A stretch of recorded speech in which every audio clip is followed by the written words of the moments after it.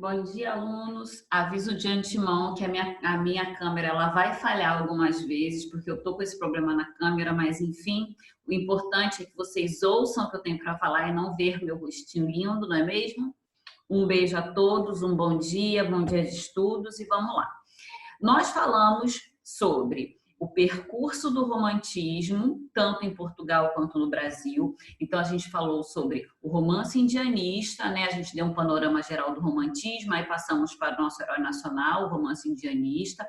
Falamos sobre o romance regional e aonde cada autor caracterizaria os seus personagens dentro de um campo, dentro de uma região do Brasil. E falamos sobre o ultrarromantismo também. Então, assim, a partir daí, né, o ultrarromantismo, o engajamento, toda essa parte social que o romantismo prega, para que nós entendamos até onde ele começa e onde termina. E a partir de agora, eu gostaria que vocês acompanhassem no livro de vocês o romance urbano. Eu estou na página 318. Por quê, gente? Porque ao final do estudo do romance urbano, vocês têm que ter alguns objetivos a serem alcançados ao longo desse estudo. E quais são eles? Vou repetir um por um, está na página 15, na página 318 do livro de vocês. Primeiro aí, gente, caracterizar a prosa urbana dos escritores românticos brasileiros. Então, é preciso ter em mente o que é prosa, antes de caracterizar a prosa romântica, tá? Dentro desse universo urbano, e conhecer os escritores que tiveram mais visibilidade durante esse período. 2. Compreender por que os romances românticos contam a história do Rio de Janeiro no início do século XIX.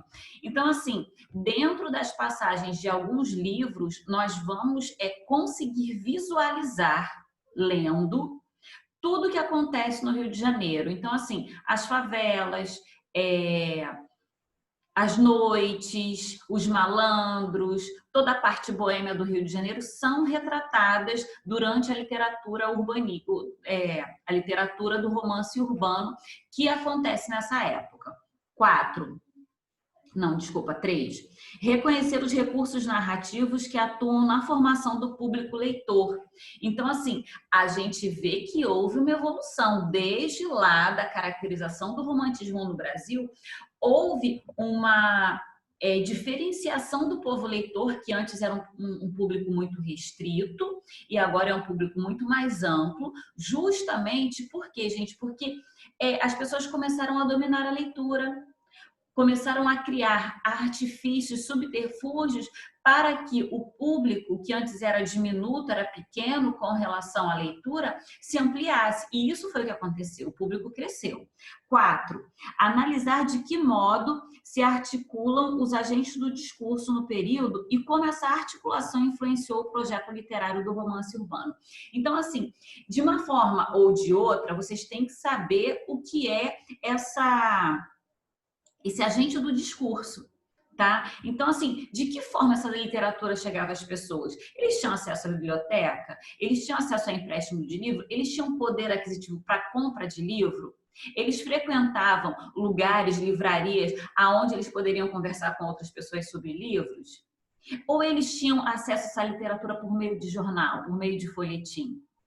Tá? Eu peço que vocês façam uma reflexão em cima de cada tópico desse que está no livro de vocês, justamente porque quando a gente começa a matéria, é importante que vocês tenham enraizados de você essa estratificação de conceitos aonde eu tenho que saber isso antes de chegar naquele outro patamar, senão se perde, a informação se perde e vocês ficam assim, mas por que aconteceu essa situação? Porque anteriormente você não havia compreendido até aonde ela chegou, de onde ela partiu para onde ela vai chegar, ok? 5.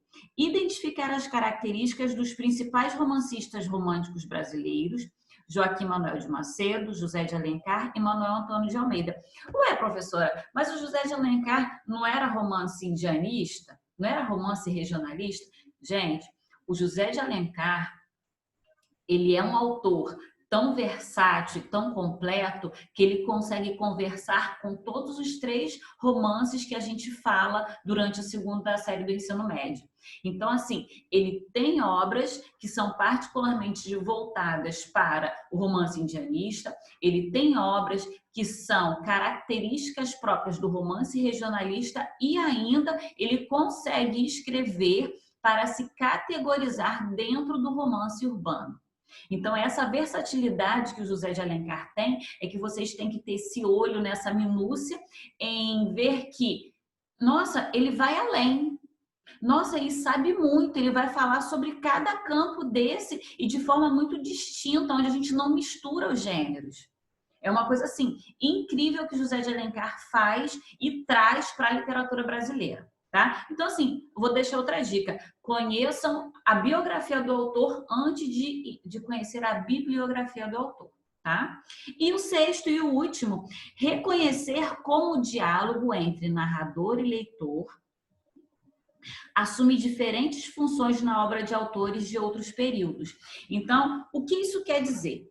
Isso quer dizer o seguinte: como é que o meu autor contemporâneo, ele conversa com a obra da Tarsila do Amaral lá em 1922? Como é que o meu autor de agora, de 2020, 2015, ele consegue estabelecer um parâmetro entre o que ele está escrevendo e as obras de Oswald de Andrade ou Mário de Andrade, de 1902? Né? Como é que os efeitos de notícias, de jornal, né, esse boom jornalístico que a gente tem hoje, tem uma influência em textos que foram realizados, escritos, feitos pelo Lima Barreto, lá em 1912. Então, assim, é isso que vocês têm que refletir. Como é que esse romance urbano, que se eu leio hoje, eu sinto ele extremamente atual, mesmo ele tendo sendo feito, concebido lá no final do século XIX, e ele totalmente atual. Então, assim, a gente tem que ter em mente que a literatura, ela tem uma história que acompanha ela. Ela não é feita sozinha. Ela é feita de um acúmulo de pensamentos que as pessoas vão tendo ao longo da história. E ficou para trás alguma coisa? E algo deixou de ser dito? Eu acho que assim, pode ter até ficado para trás alguma coisa, algo pode ter até ser deixado de ser dito lá atrás, mas que isso foi documentado de alguma forma. E a gente vê isso nos livros de história, a gente vê isso na literatura, a gente contextualiza a literatura dentro da história. E essa reflexão que eu deixo para vocês. Vou deixar alguns exercícios na pasta para que vocês deixem mais fixos, né, mais firme isso na mente de vocês, e a gente pode discutir. Em caso de dúvidas, coloque no fórum para a gente tirar, tá? Mas leiam as páginas que eu vou deixar de referência e façam os exercícios pertinentes para a gente poder treinar um pouquinho mais a matéria. Um abraço, gente. Nos vemos no próximo.